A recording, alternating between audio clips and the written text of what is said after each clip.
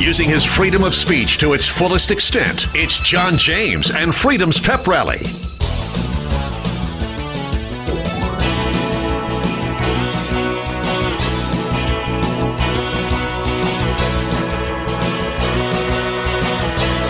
Now, America's friendliest host, your buddy, John James.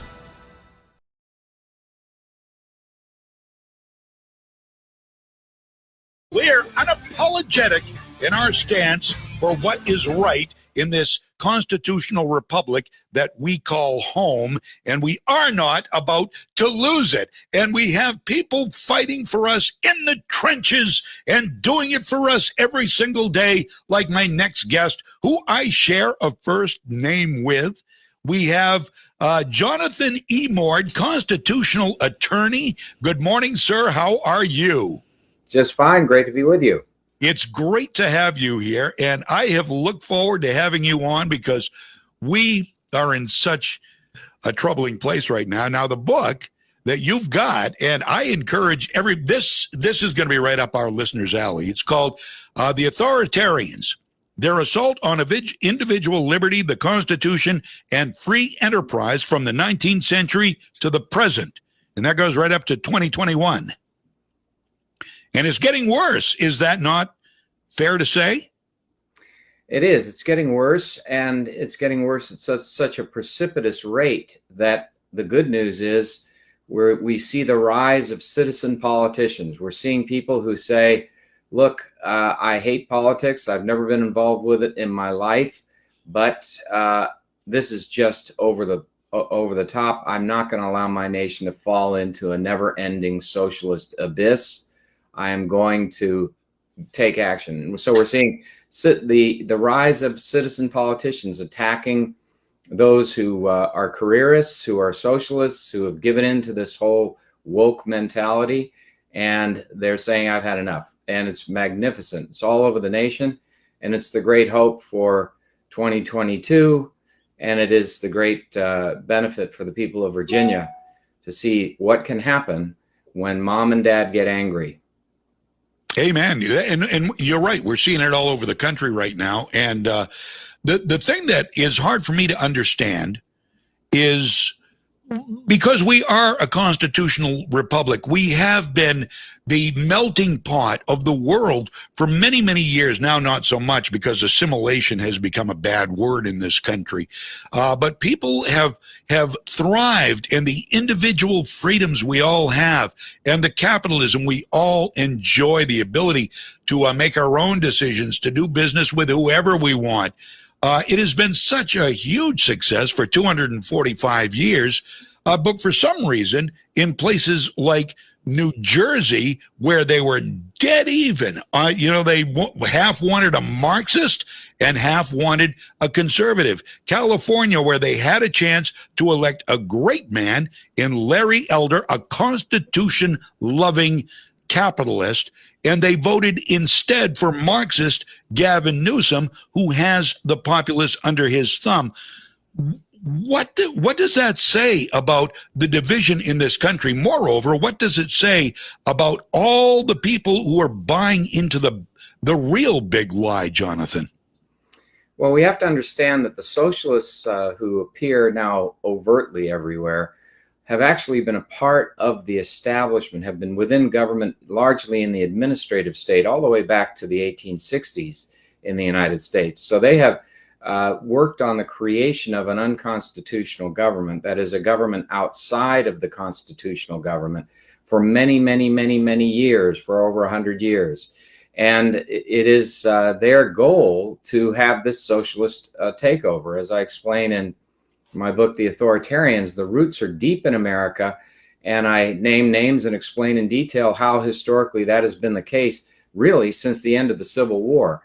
And what we see is this small band of highly rabid socialists across the country receiving public support from government and receiving substantial funding from people like George Soros, who have massive resources to make them able to make them huge figures in local communities. And these people have succeeded in taking over governments and the education establishment. And it's largely because a silent majority has been in place. And we are, people should not fear that the American people buy into this. By and large, they don't. But there are a substantial number of Democrats who accept it. We know that over a majority of Democrats have no problem with socialism. They like the promises of free things, which of course are never free if they have value that results in inflation or taxation. But they bought into this. They've been drinking the Kool-Aid. They went along with the party leadership to accept socialism. They said, okay, let's go for a swim in that pool, not realizing that it was really a toxic swamp. But they're starting to wake up, and you see that with the independents shifting. People are saying, hey, I don't want to lose everything that made America great. I really can't. I may have thought that if I could get something for free, I'd sacrifice some liberty, but that was a bad deal. And good thing the socialists are moving so fast, because they have brought the rude awakening of socialism to these people who were sunshine patriots. And they forced them to decide whether they're just going to remain sunshine patriots or whether they're going to take a stand in defense of their rights and their liberty and their property. And fortunately, a good number are doing that. And I suspect more and more and more will do it. I think by 2022, we're going to see a tidal wave of Republican victories all across the United States as people try to take back the liberties that are being wrenched from them today.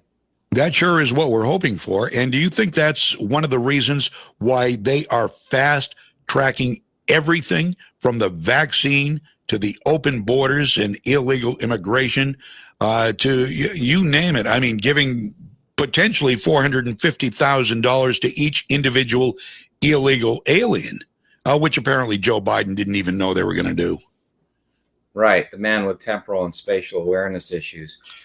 He actually was aware of that. I think that's a big lie on his part. But anyway, I think what's happening is that and this is very clear from Chuck Schumer, for example. If you look back to what he said publicly a number of months ago, and actually on the floor of the Senate, he was sounding this alarm bell that these things have to happen now. We have to move quickly.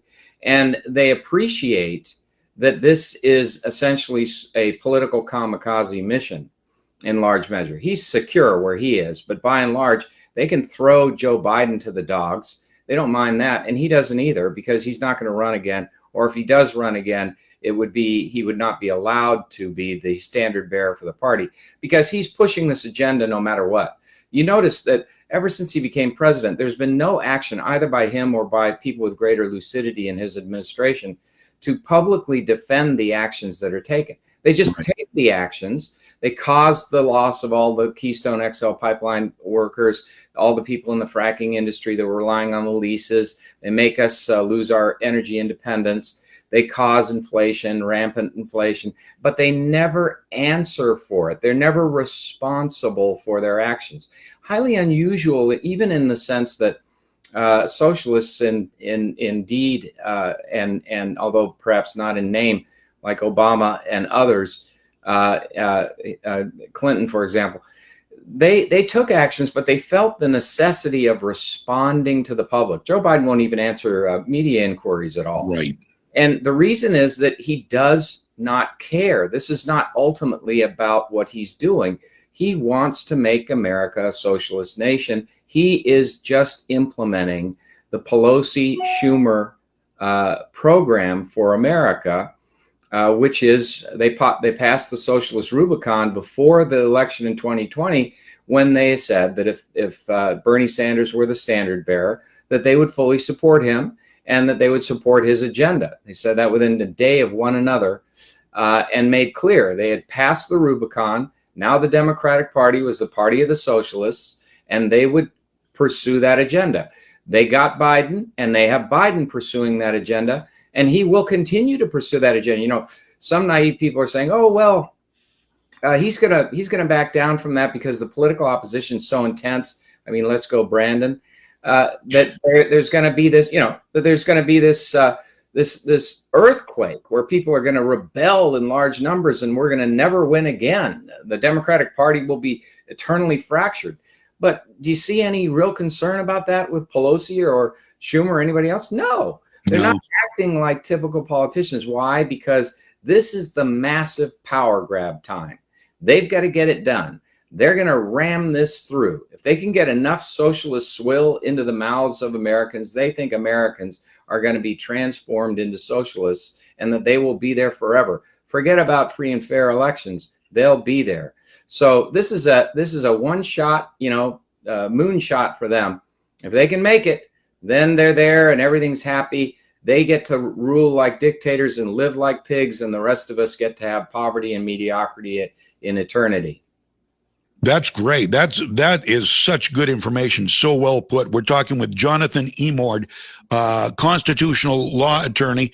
The book is The Authoritarians, Their Assault on Individual Liberty, the Constitution, and Free Enterprise from the 19th century to the present, right up to this year. And my analogy was, and I've got a question from a listener here I want to get to, and anybody who wants to ask a question, I'm going to try to keep my eye on the stream. So please feel free to go ahead and ask, and I will pass it along to Jonathon here. I like, my analogy was after Trump lost the election, that in my mind was clearly stolen, and they covered it up. Not well, but they covered it up as best they could, and their useful idiots went along and called it a baseless claim that he had the election stolen. But I likened it right after he lost to us being in the fourth quarter of a football game, and we're down, and we've got our fourth down and goal. And if we don't make it, if we lose the game, socialism wins and America is done. Now, I'm starting to change my way of thinking, and I love your analogies. And my new analogy is, okay, so now they're down by 5 points. A touchdown's going to win it for them, and now they're getting ready to throw the Hail Mary. Is that about where we are right now? Yeah, that is. But unfortunately for us, they can throw the Hail Mary publicly, but behind the scenes, they can actually have the football appear in the end zone. And the reason is the administrative state operates underground. We don't see what they're doing. They're the socialist cockroaches. They're making the agenda of this administration happen even when Congress doesn't pass it.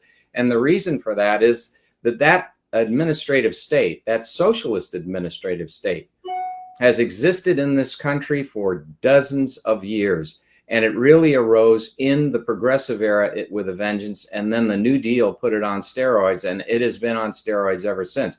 I know that well. I litigate and have for the last 35 years against the administrative state in federal court. And I know what that state is made of. And I know these unelected heads of these agencies do whatever they want, feather their own nests, advance their own interests, and take away the rights of American citizens and ruin businesses and irrevocably harm private property.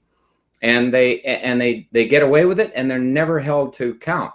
And so that's where he puts everything. Notice Joe Biden doesn't go to Congress with any major initiative. He goes directly to the administrative state. He doesn't want to have to defend himself. He doesn't want to have to defend. He wants to rule like a dictator. So when it comes to this vaccine mandate, he doesn't go to Congress with a bill. He goes straight to OSHA to have OSHA implement an immediate rule like a dictator on one of the most momentous public health initiatives ever undertaken by the federal government. It is inherently legislative under our constitutional scheme, and yet he does not go to Congress. Why? The infrastructure is there for him to simply use the administrative state to do whatever he wants. He doesn't have to go to Congress. He can rule like a dictator. So he's proving himself to be the first socialist president of the United States overtly in his actions. We've had people who've gone that way, but they felt the need to respond to the public. He's going that way like he's Maduro in Venezuela. He doesn't have to answer to anybody. He just does it. He knows he's a dictator. He's going to run these things through the administrative state. You know, I've got a pen and a phone, said Obama. Well, Biden intends to use the pen and the phone and to do his bidding directly through the executive agencies without ever answering to the people, without ever answering to Congress, without ever having to account for the atrocities that are occurring because of his open border policy with the south of the border, and then also with his just ridiculous and ignominious cut and run from Afghanistan. He never answers. He never is held to account. So there's a lot of pent-up demand out there with the American people, and he knows it. And he knows that if he ran again, he would be clobbered. So I think his plan is, I'm going to be the hero of this socialist movement. I'm going to die on my sword here in the office, and I'm going to do my best to bring about socialism. And if I get it, then I'm the first socialist president of the United States. He's one thing about Joe Biden. He is entirely hedonistic. I mean, this man with Hunter Biden, we know, shared bank accounts and, traded on influence peddling for a good part of his career, certainly all through the vice presidency with the full knowledge of Obama. He was allowed to do this. And this is a guy who sells out the country for personal financial gain. That's what that means. Right. And so if he's willing to do that, if that's what his resume is, we should have no hesitation in believing that this doddering old fool is a sellout to socialists as president of the United States. He's going to be taken care of in on his convalescent years. He knows that. He doesn't have to worry about where he's going. He's going to be taken care of by the communist Chinese. They'll take care of him. Right. Exactly. Yeah. I mean, they're beholden to the Chinese. John Kerry, Joe Biden, Hunter Biden, the whole Biden family. I mean, that's their. They don't want to make Xi Jinping mad at him because that's his retirement.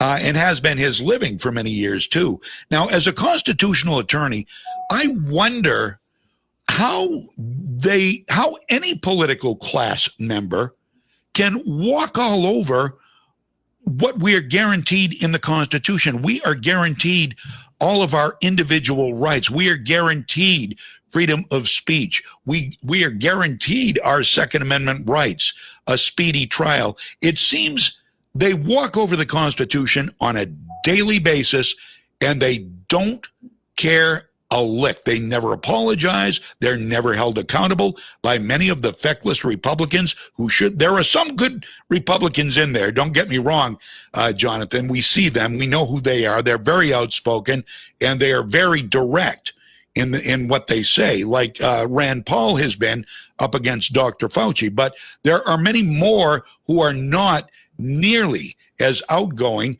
and they do not call them out. They do not call out the administration, nor any of the other people involved with the administration, like the DOJ and the other unelected officials, when it comes to walking all over the Constitution. How can this be allowed to happen, and why is it?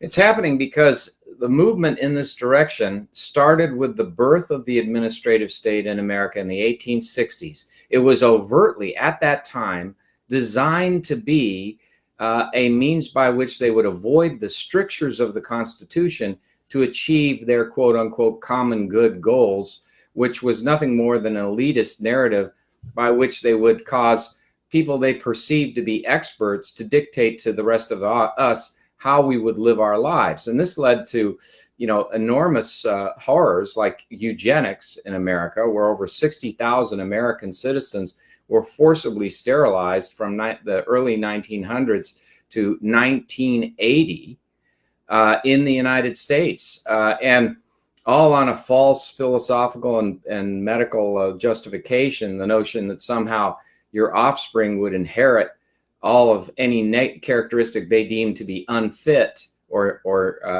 deleterious. And so they were the first to come up with the quote-unquote ultimate solution that the Nazis just adopted, and that became the law of the land and the Buck versus Bell decision early on in the 20th century, when Oliver Wendell Holmes actually, it was one of the most brutal decisions in Supreme Court history, fully justified eugenics and said, in the case of Carrie Buck, who was entirely normal, but nonetheless deemed unfit, that she was an imbecile and that 3 generations of imbeciles was enough, he said.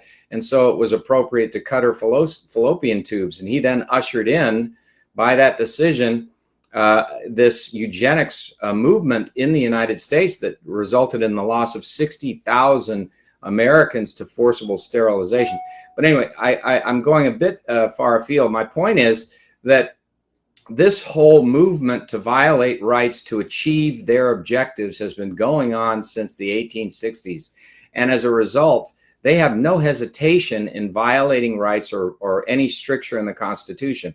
When they swear an oath to uphold the Constitution as they take office, they laugh at that because they don't believe in the Constitution. They believe in their own power, and they believe that they know better than you do how to run your life. They don't want you to have individual liberty. They don't believe in it. They believe that rights come from the state, and the state gets to selectively determine who gets the rights. So if they buy into critical race theory, which they all do, their whole notion is that we're going to elevate people based on race, and we're going to denigrate people based on race. The white fella is going to be denigrated. He's going to have all his property taken away, and it's going to be redistributed to those of color. And we're going to tell the people of color that they're hopelessly incapable of helping themselves, that they're victims from systemic racism, and that as a result, they should be on welfare in perpetuity. They should get government handouts right and left. And that the guy who's going to pay for it is the other guy who has a white skin tone, little lighter in flesh tone. We're going to make all the lighter flesh tone people pay for all the darker flesh tone people. I mean, what utter nonsense and absolute brutality and destruction of our liberties in this country based on this horrific notion of racism, which we thought we buried in the 1960s. But here it is again. Right. And it's because it's such an effective tool to deprive people of their liberty. Make them hate each other. Make Americans hate each other. And then that divisiveness or divisiveness will result in a foundation for a Marxist revolution. They need the agitation. They need people upset. And if they can get it, then they can champion a Marxist revolution. And that's what it's all about.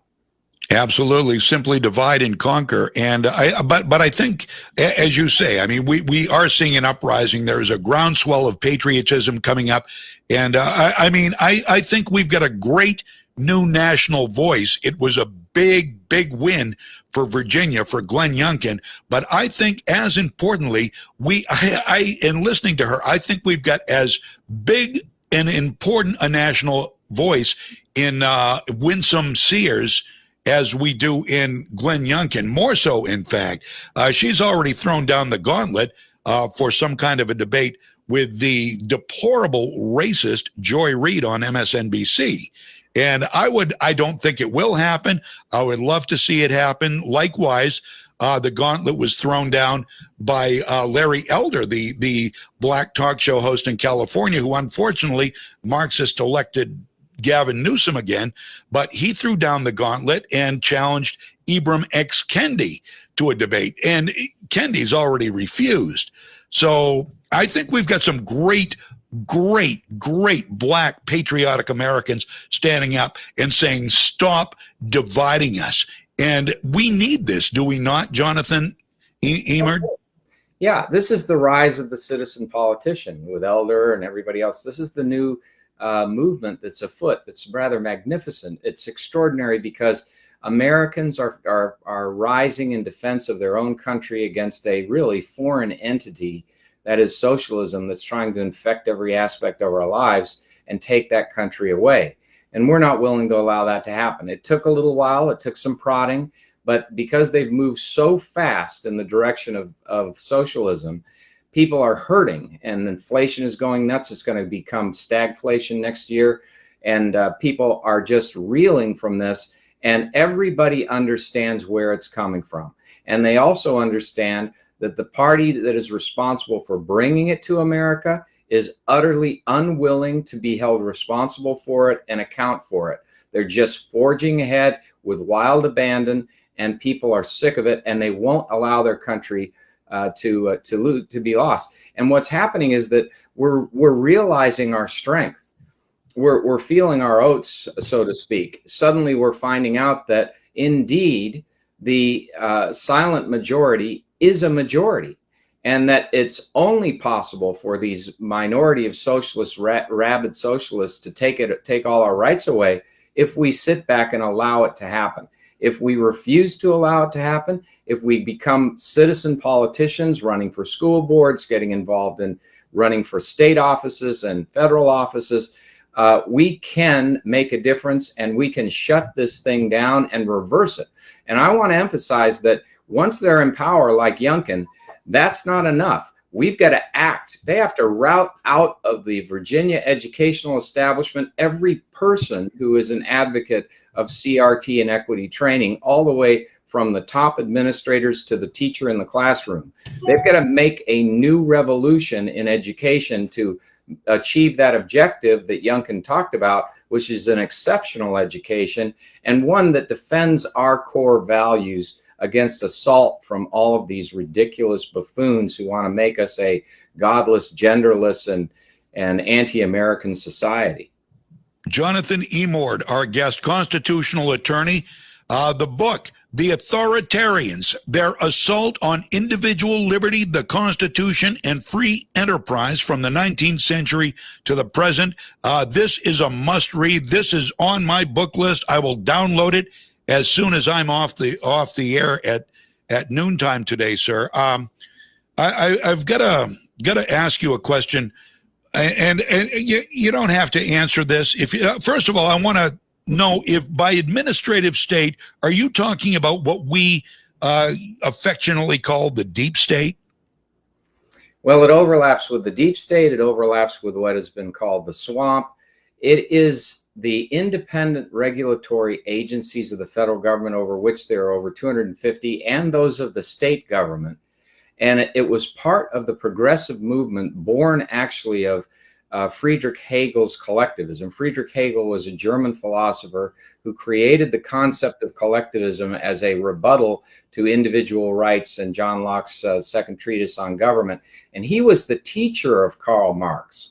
Marx created Marxism out of Hegelian socialism. And this Hegelian concept caused in the 1860s, as I explained in the book, legions of academics from America to go to Germany, Bonn, Germany, and Heidelberg and elsewhere in Germany to learn of this Hegelian philosophy against classical liberalism. And what they did was utterly destroy the academic foundation of classical liberalism in the United States. Within years, by the time of the 1880s, virtually every major university in America was dominated by Hegelian collectivists, and they recreated graduate and then undergraduate education to rout out classical liberalism in favor of indoctrination in socialism. And they then became the agitators for what was happening in Germany here. In Germany, under Bismarck's Germany, the Hegelians had created an administrative state outside of their legislature to basically rule in place of the legislature. So you'd have experts dictating what rules would be, and those would be implemented by the administrative state and by their legislature. And these academics in America chose to do the same thing. They started at the state level, and by the 1860s, they were really going gangbusters at the state level. And then in the 1880s, they created the first federal regulatory commission, the Interstate Commerce Commission, and then after that, commission after commission. And then in the 1930s, with the Roosevelt administration, it just mushroomed, and we had all of these hundreds of agencies and bureaus, and suddenly we had all aspects of the market being controlled by the government, and they were following in the footsteps, really, of Benito Mussolini and Adolf Hitler in creating a corporatist state in America through the administrative state. And that was their objective. And this is all explained in detail in the book. Anyway, that's where socialism lives in our government every year, year after year.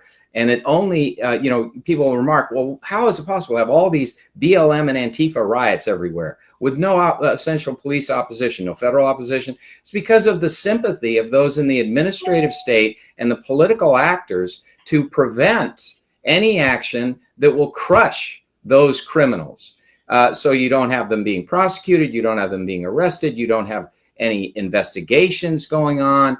This is Right. all because of this apparatus, which finds sympathy with them and that actually is ideologically aligned with them. People are kind of shocked. You mean to tell me that people who want to destroy the United States are actually in government in the United States? The answer is yes, they definitely are. Unbelievable. And you make some very good points there. And the gloves are off now. And I think in large part because Donald Trump was a wake-up call to the far left that, okay, this guy is going to make individualism, freedom popular. He's going to literally make America first, make America great again. And that is the antithesis of what they want to see. Now, I after watching the 4 years of the Trump administration go from, the Ukraine to, Russia to the Ukraine to just one thing right after another. You had Eric Swalwell, you had Adam Schiff, you had all of these players and Nancy Pelosi and Chuck Schumer and the squad. We've got to get rid of Trump. It failed. The riots began. You had Kamala Harris and others bailing the rioters. Any that did get arrested were quickly bailed out. And then COVID made its way in. It sort of segued in as, the final impeachment trial was fading out. This came fading in, the COVID disaster. And I have been under the impression, I'm a conspiracy theorist, I guess. I don't think it's that big a theory, though. I think it's quite plausible, actually. We know Dr. Fauci helped fund gain-of-function research, the NIH, with the Wuhan lab. How likely is it, and this is where I'm going, how likely is it that the deep state or the administrative state allowed, knowingly in this country, allowed COVID-19 to come in here for the ultimate goal of getting rid of Donald Trump and starting the Great Reset, which it did both quite well, I must say. Is that much of a theory? Yeah. The problem is connecting all of the dots, but let me just say what we do know.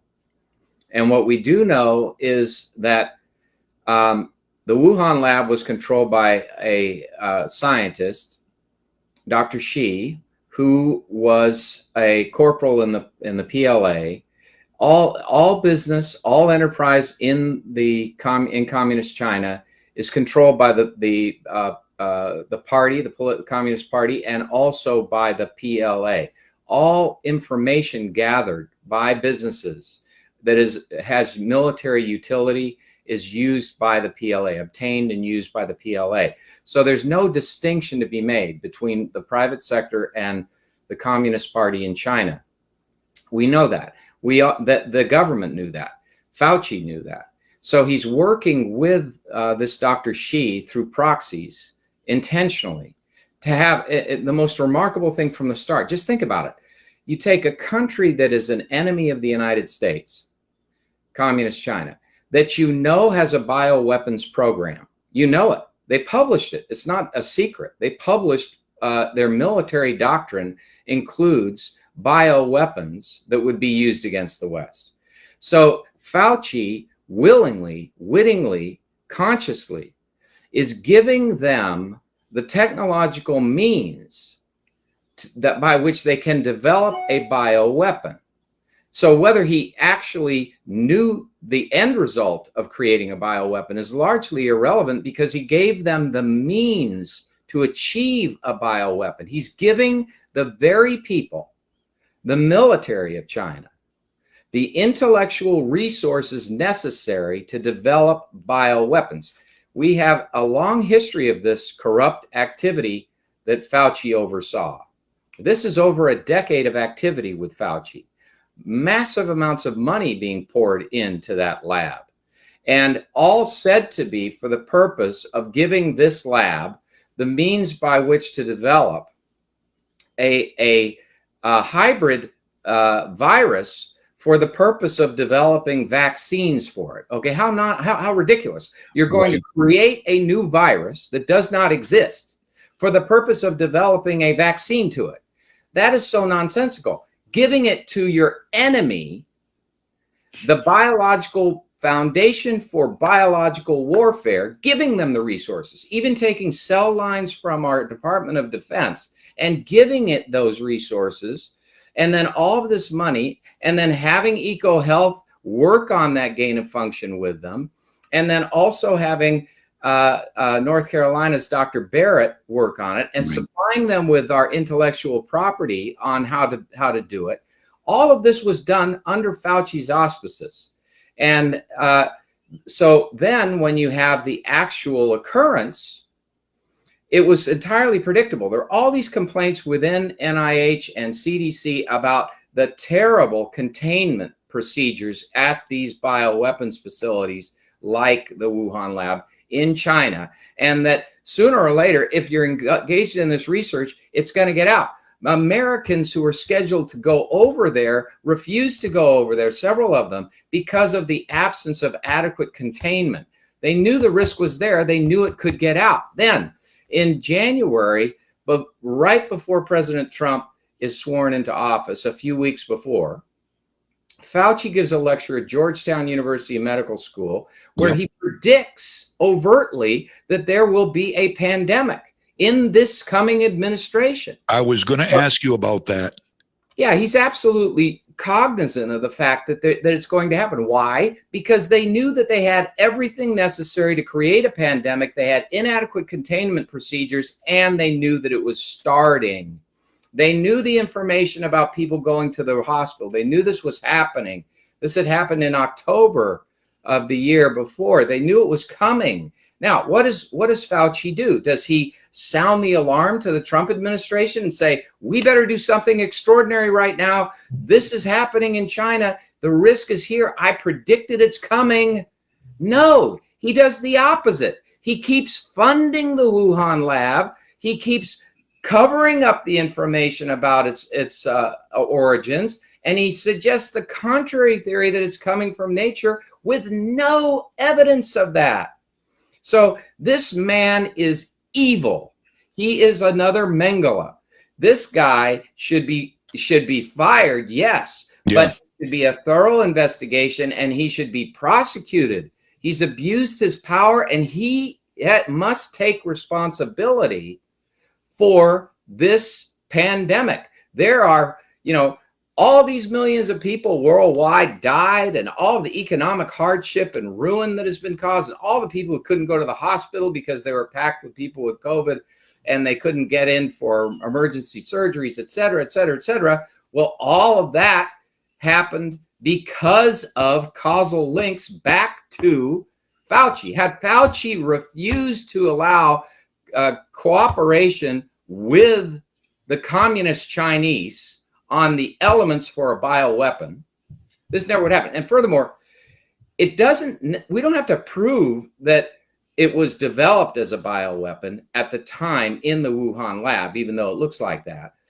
What we know, and this is where it becomes the bioweapon without question, we know that the Chinese knew that this was a virus that was just murderous, and that they stopped all in-country transportation from the Wuhan area to the rest of China, but they purposefully left international flights open, and they allowed the people in Wuhan to get on those flights and fly to Italy and fly to France and fly all over the country and fly to the United States, because they knew. And in their own propaganda, in their own media, they said, and quoted an official of the Chinese Communist Party, high-level official, saying that the United States would drown in a sea of coronavirus.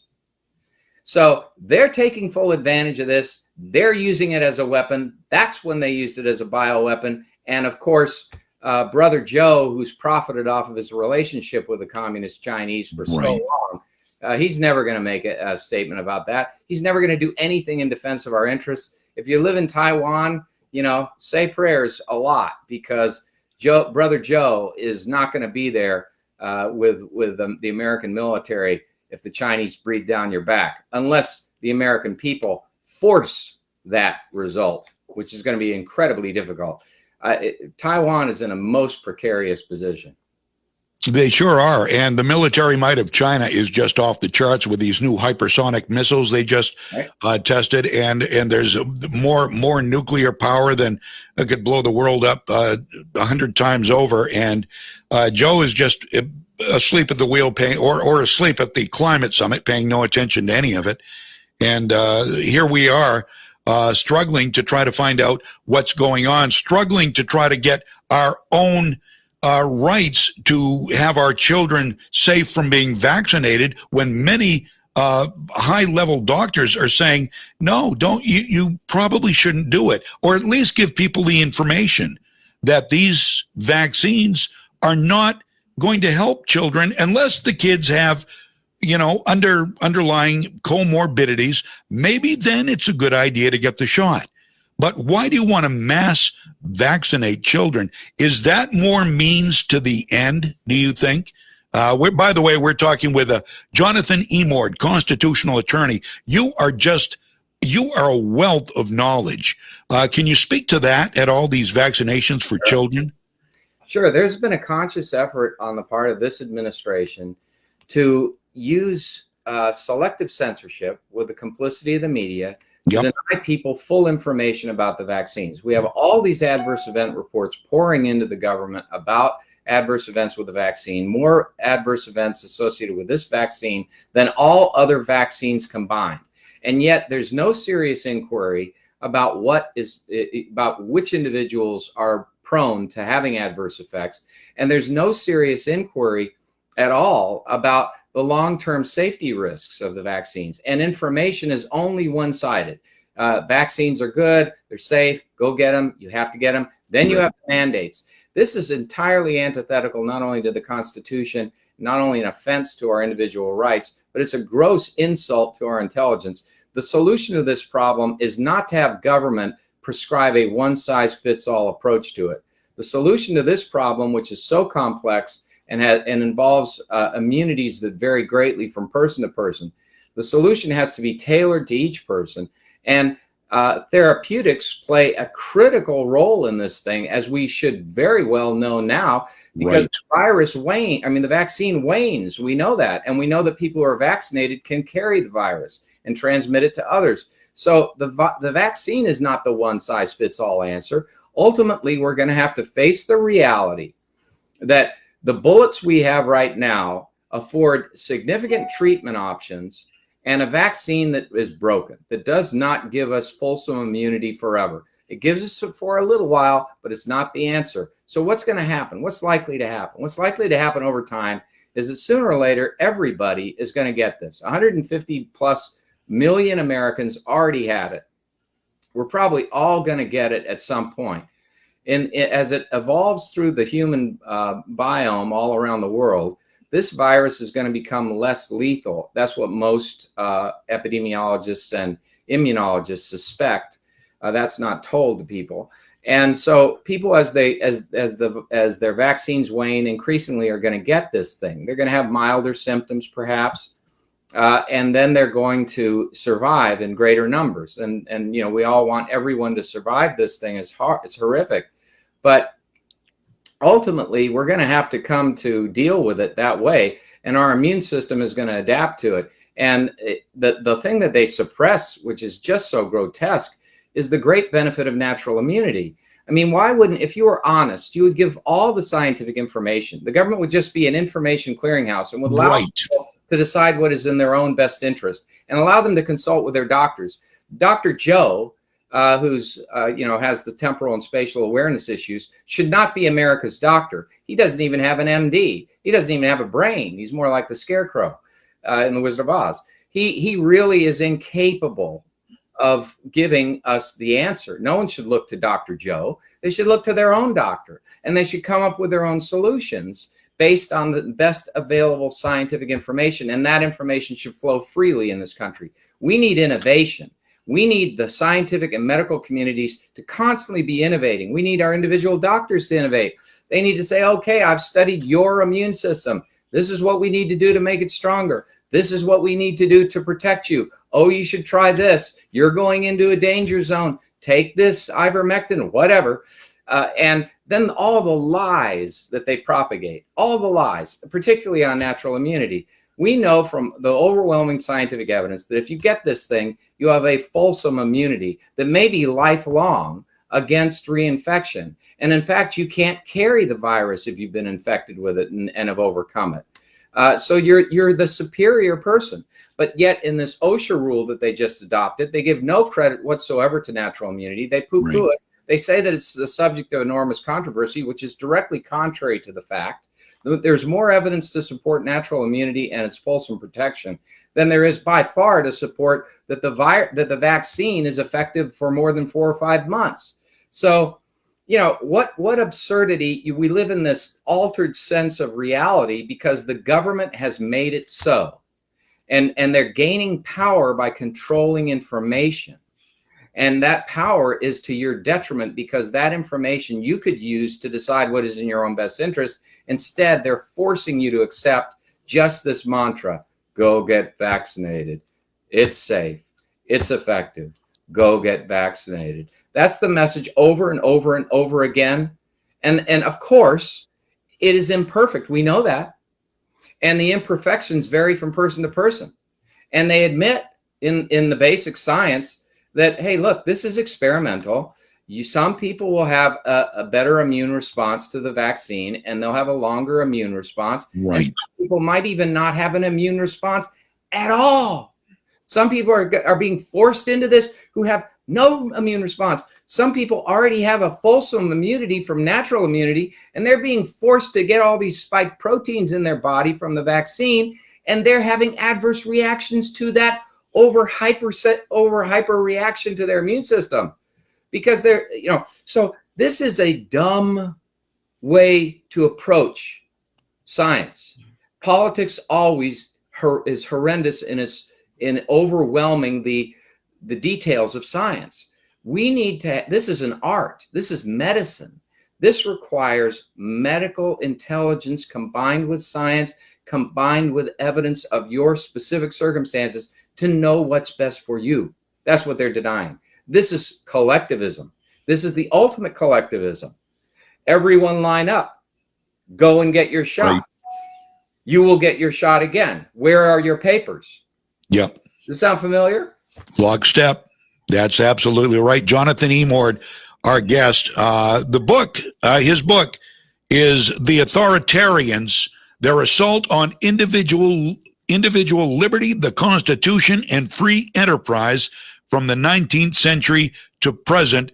And this, we could do this all afternoon. I mean, you're an amazing wealth of knowledge, and we'll rebroadcast this. There's no question about that, because this is some of the most solid information. And I love the Constitution. I love somebody who knows the Constitution as well as you do, sir. And as I say, I wish we had more time, but we don't. But I do encourage people to get the book, The Authoritarians, Their Assault on Individual Liberty, the Constitution, and Free Enterprise from the 19th century to present. I do have one question. We're getting a lot of great comments here. People absolutely loving what you have to say. I wanted to get Heather's question in, though. I didn't even pre-read it, but Heather, and I apologize for taking so long. I want to add to the question. I missed the first question. For defamation of character, let's say I want to run for office someday, and they have me listed as a bully several times when it's not true. I mean, how do you combat defamation of character legally if you're in the public spotlight, if you're, running for politics or a politician? We've learned in broadcasting that, people are pretty much open to ridicule and things like that when they're in the public eye. But where does the law come in on cases like this? Well, a public figure has a very hard time of it because they have to establish actual malice, which is reckless disregard of the truth or knowing falsity by those who communicate their criticisms. And most criticisms are characterized by the courts as opinion, which is not actionable in defamation. There are some instances where people have been lambasted and their character impugned, who are public figures and people in Hollywood and so forth who have succeeded in their defamation actions.